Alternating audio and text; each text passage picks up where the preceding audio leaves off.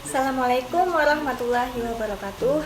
Di hari yang masih dalam suasana Idul Fitri ini, perkenankan saya mengucapkan minal aidin wal faizin kepada semuanya, Bapak Riswadi MPD dan teman-teman. Tetap jaga kesehatan, ikuti protokol dan stay safe.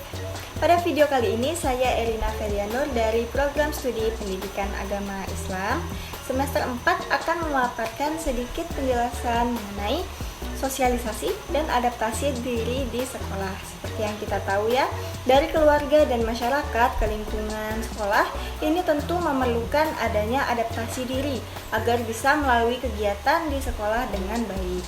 Ada 3 poin penting yang akan saya paparkan di sini, meliputi yang pertama yaitu pengertian sosialisasi dan penyesuaian diri, yang kedua mengenai proses sosialisasi dan penyesuaian diri, serta yang terakhir yaitu sosialisasi dan penyesuaian diri di sekolah. Pengertian sosialisasi adalah proses individu dalam mempelajari keperluan-keperluan sosial dan kultural di sekitarnya yang mengarah ke dunia sosial. Jika di sekolah, sosialisasi dilakukan agar dapat mengenal lingkungan dan teman-teman serta guru ya.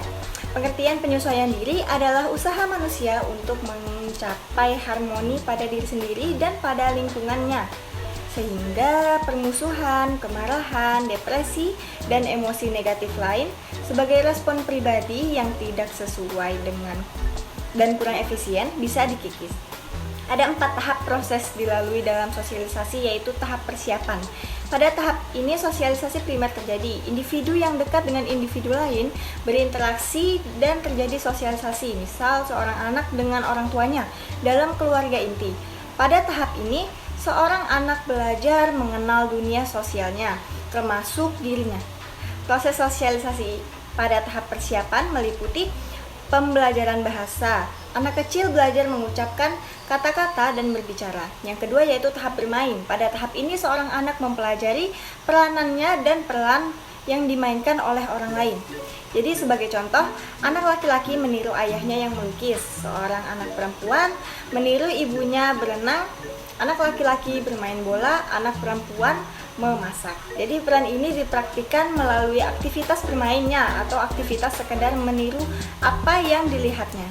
Yang ketiga yaitu tahap bertindak. Pada tahap ketiga ini, anak mulai memiliki kesadaran sebagai seorang diri, egonya mulai menonjol dan sikap keakuannya.